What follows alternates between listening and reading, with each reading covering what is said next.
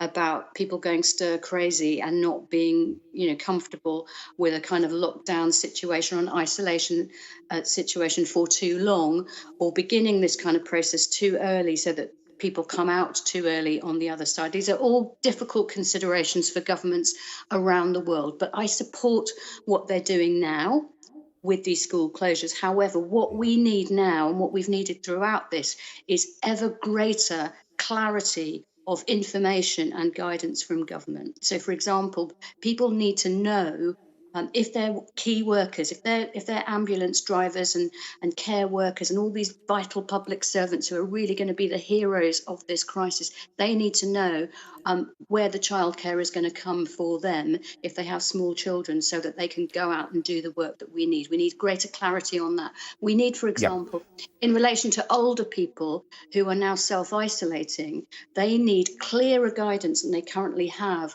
about care workers.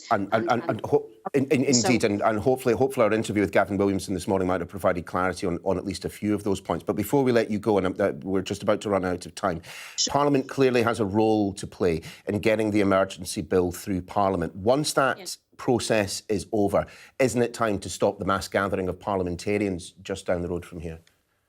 Well, that is a very, very serious step. I would not want to go to that too soon. We have to take the advice. But you will have noticed yesterday at parliamentary questions, fewer people on the benches. Parliamentarians are already practicing some sensible measures. How much further we need to go in an age where we can connect, as I am with you now, perfectly satisfactorily using this technology. How far we go, we'll have to see. But shutting down our democracy is not something that we want to do very lightly. I rather suspected you might answer in that regard. Shami Chakrabarti, good to see you this morning. Do stay well. We'll speak again. Thank you. And do not forget our daily coronavirus special programmes, 2 of them in fact.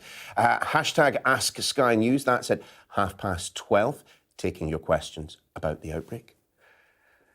And then at 6 o'clock this evening, a roundup of all the day's events, including, of course, that daily briefing from a minister. We've had the Prime Minister this week. Wonder who it will be today. Virus pandemic is at 6 p.m. The time is 90 minutes past 8. Coming up, a former military commander will be with us to discuss the armed forces' plans to protect Britain's most important operations across the world from being compromised by the pandemic. And with many venues now shut, a comedian will be sharing his plans to broadcast a stand-up show live from his garden shed. And we'll be hearing from the distillery who have turned from making gin to making hand sanitizer. Not sure that's a great idea. Anyway, it sounds like something out of a film, the COVID support force. But that is what the British military unveiled last night, with the confirmation that 20,000 personnel will be made available to deal with the pandemic. Sky's Foreign Affairs editor Deborah Haynes reports now on the military on standby. Descending into a new normal. Central London on a weekday morning. Commuters replaced by last-minute shoppers as coronavirus fears grow. It's a crisis that could well require a significant military response, Britain's last line of defence. From a UK national perspective, we are dealing with a crisis of its scale and in its nature, the national resilience. So we're beginning to find out just how brittle we are. Up to 20,000 service personnel, including reservists, will be put on standby to help provide this resilience. It's a doubling of the normal strength. They'll be called the COVID support force. The plans being drawn up in this building could see the military providing life-saving support during this crisis. Dozens of troops are already being trained as tanker drivers to deliver oxygen supplies, and officers are looking at ways to expand hospital bed capacity for the public. Options range from possibly converting hotels or barracks to using tented field hospitals and even military ships.